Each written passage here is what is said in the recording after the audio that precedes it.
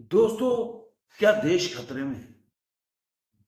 आज मैं बताऊंगा कि क्या घटनाएं घट रही हैं और घटनाओं से आप क्या आकलन कर सकते हैं।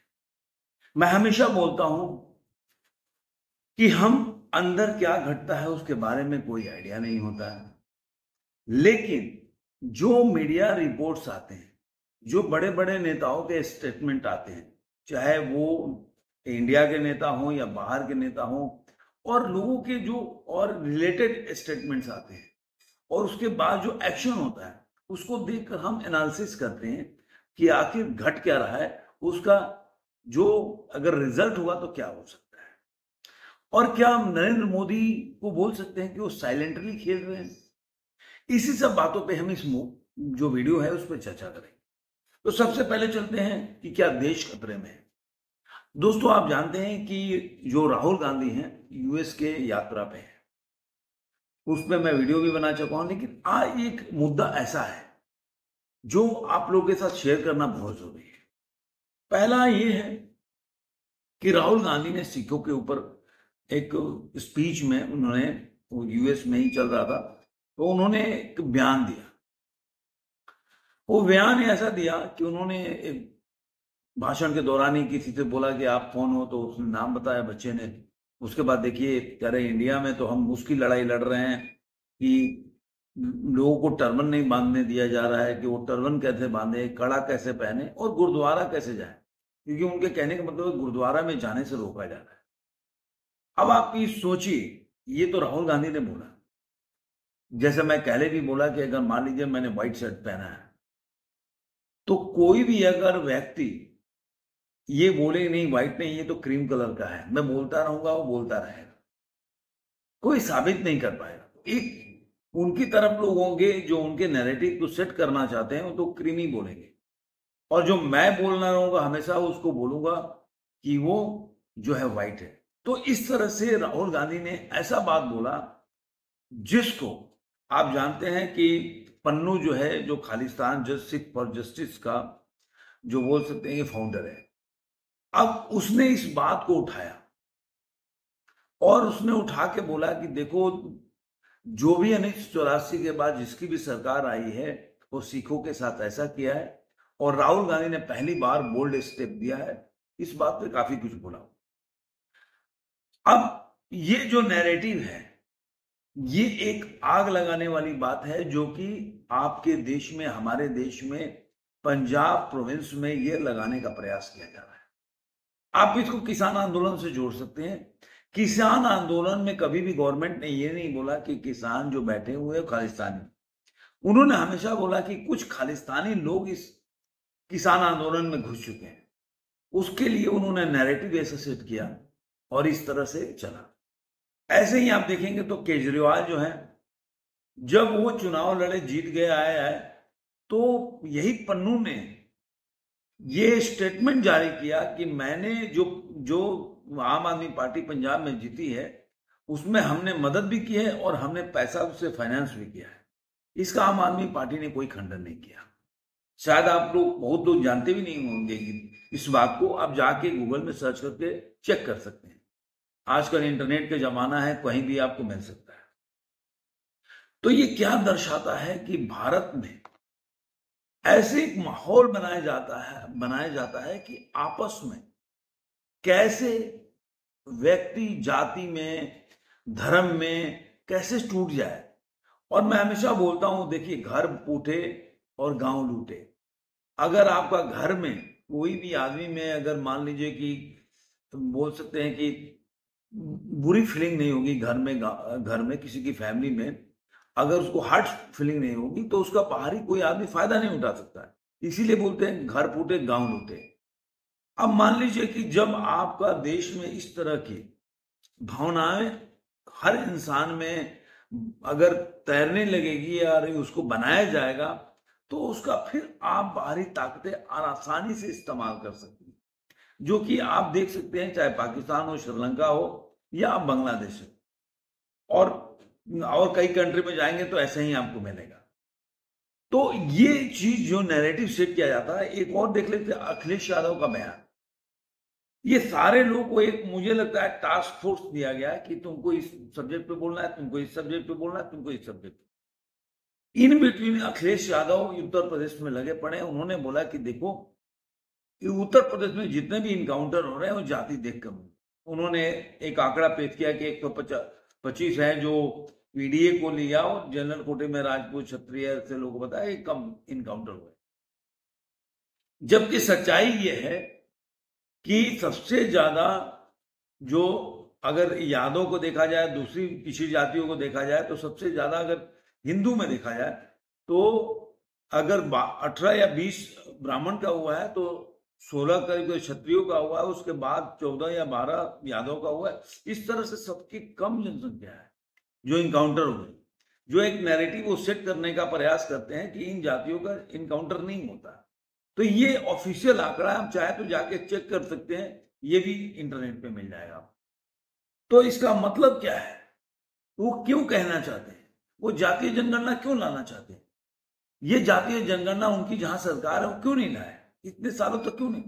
क्योंकि अब वो लोग एकदम आर पार की लड़ाई लड़ने को तैयार हो गए। उनका ये है कि 3 टर्म के बावजूद भी वो जितना बाहर वो प्रोपगंडा चला ले, और जितना बाहर वो बोल ले कि भाई मैं तो बीजेपी को 240 पे रोक दिया, हमने हमने बहुत वोट हासिल किया, हमने काफी सीट जीत लिए, बीजेपी हार गई।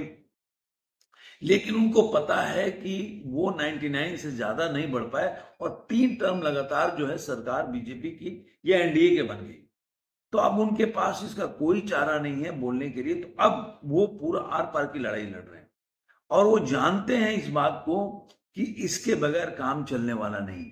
तो अब और कैसे, वो जानते हैं कि अगर टूटेगा नहीं भारत जाति में, धर्म में, तब तक हम इसका फायदा नहीं उठा सकते। इसलिए हर लोग अपनी अपनी तरह से इसको तोड़ने का प्रयास कर रहे हैं। राहुल गांधी के पन्नू का बयान देख लिए, और राहुल गांधी के शुरू से जो बयान रहा है, तो उस तरीके से वो लोग यूज करते हैं, चाहे पाकिस्तान हो चाहे कोई भी जो भारत विरोधी देश हो, वो इसको यूज करते हैं। अभी लेटेस्ट में पंजाब के जो बारे में उन्होंने बोला, वो एक बहुत ही, बोल सकते हैं कि बहुत ही गलत स्टेटमेंट है, जो कि इतने बड़े, अगर मान लीजिए कि लीडर मानते हैं अपने आप को, तो इस तरह का भाषा या शब्द का इस्तेमाल, लेकिन वो सब जानबूझ के होता है। वहां पे गए वो, वहां से उनकी मुलाकात किससे हुई? अब आप सोचिए कि एंटी इंडिया कैंपेन में हमेशा शामिल होती हैं इल्हान उमर, यूएस के लॉ मेकर है, और वो आप देखेंगे कि कभी भी भारत के कश्मीर के समस्या पे बोलना हो, 370 के ऊपर बोलना हो, इस तरह के हमेशा से स्टेटमेंट जारी करती रहती। और अब आप बोलेंगे कि भाई यूएस के साथ भारत का संबंध अच्छा है, तो फिर वो ऐसा क्यों कर रहा है? देखिए, कोई भी देश आज के टाइम में अपना हित देखता है, और कोई भी स्ट्रांग होगा, आज चाइना स्ट्रांग हुआ है तो यूएस के नाक में दम कर रखा है। तो हर जो देश है, यूएस जैसा कंट्री, वो नहीं चाहता कि कोई भी उनके लिए भविष्य में आगे बढ़े, जो उनके सामने उनके कहे हुए ना माने। वो चाहते हैं कि पूरे वर्ल्ड को वो डिक्टेट करें, उसके हिसाब से देश चले, कोई भी कंट्री उनके हिसाब से चले, यूनाइटेड स्टेट ऑफ अमेरिका के प्रधान राष्ट्रपति या उनके हिसाब। लेकिन ऐसा भारत में नहीं हुआ। आप देख लीजिए यूक्रेन और रशिया वार में मोदी जी ने जो तेल का जो भी हुआ एग्रीमेंट हुआ, वो रशिया के साथ इनके विरोध करने के बावजूद भी हुआ। ईरान के साथ उनका कितना भी विरोध रहा, अमेरिका का चलता रहा, लेकिन उसके बावजूद भी कई डील ईरान के साथ भी इंडिया का हुआ। तो वो ये देख रहे हैं कि भारत उनकी बात को उस तरह नहीं सुन रहा जो पहले सुनता था। तो इसलिए क्या होता है कि आपके देश में ऐसे चीजों को, ऐसे मुद्दों को भरा जाए जिससे कि देश में आपस में बंटवारा हो और उसका फायदा वो उठा सके। यही चीज हो रहा है। लेकिन अब सवाल ये उठता है कि मोदी जी का इस पे स्टेटमेंट का, मैंने क्या बोला कि मोदी जी, अभी आपको बता दूं कि मोदी जी युवा के असेंबली में भाग लेने जाने वाले थे, लेकिन अचानक से राहुल गांधी के बाद उन्होंने अपने प्रोग्राम को कैंसिल कर दिया। अब जयशंकर जाएंगे, जो विदेश मंत्री हैं। इसके साथ ही एक और बड़ी बदलाव आया कि मोदी जी ब्रिक के सम्मेलन में भाग लेने जाएंगे।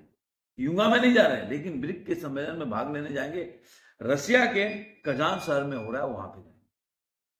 अब ये जब घटनाएं घटी तो ये बोलते हैं ना कि साइलेंटली होता है कि जवाब देना। तो आज के टाइम में मैंने पहले भी बताया था कि देखिए, ब्रिक्स का और जो G7 का, दोनों का जो बोलते हैं कि वर्ल्ड में ट्रेड में जो जो भागीदारी है, वो भारत का 16% है। तो अगर 16% अगर जिधर भी चला जाएगा तो इस समय ब्रिक के साथ चला जाएगा, तो ब्रिक का जो भागीदारी होगा, जो कंट्रीब्यूशन होगा, वो बढ़ जाएगा और G7 का कम हो जाएगा, क्योंकि इस समय सबसे ज्यादा ग्रोइंग जो कंट्री है वो इंडिया है। तो चाइना भी चाहती है कि ब्रिक के साथ आए, वो लोग भी चाहते हैं G7 के साथ जाए।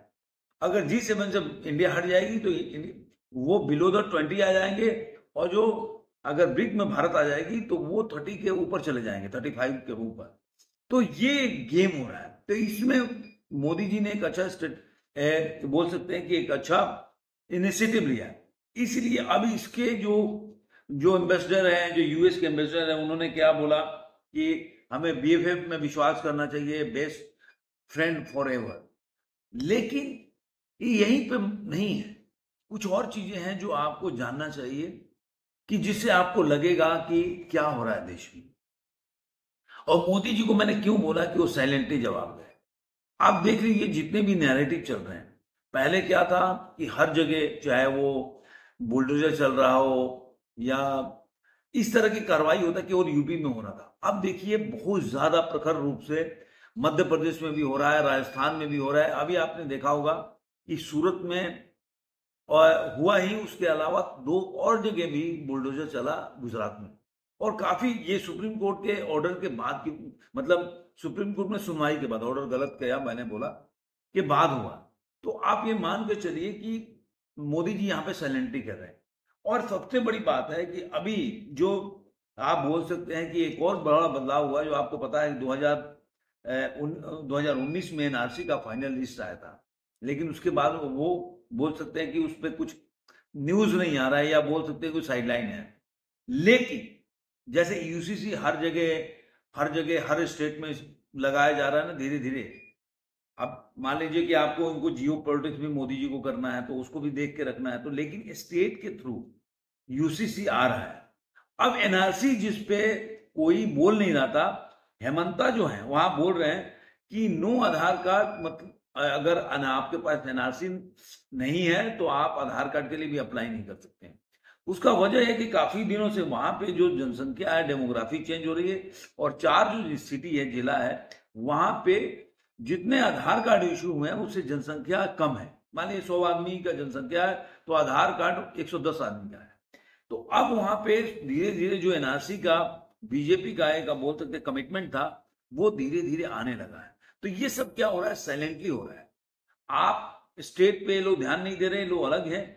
और ये जो मोदी गवर्नमेंट है वो साइलेंटली ये स्टेट वाइज शुरू कर रही है। और धीरे धीरे देखिएगा ये हर स्टेट में, जैसे यूसीसी गया उसी तरह हर स्टेट में भी ये धीरे धीरे इस तरह की बातें आने लगेगी, जिससे कि आप देख रहे हैं कि हिमाचल में भी आवाज उठने लगा कि वहां पे जो डेमोग्राफी चेंज हो गए, और बहुत लोग ऐसे लोग आ गए हैं जिनकी मतलब आज 100 से अचानक से, पहले 190 लोग थे, अब 1900 लोग हो गए हैं।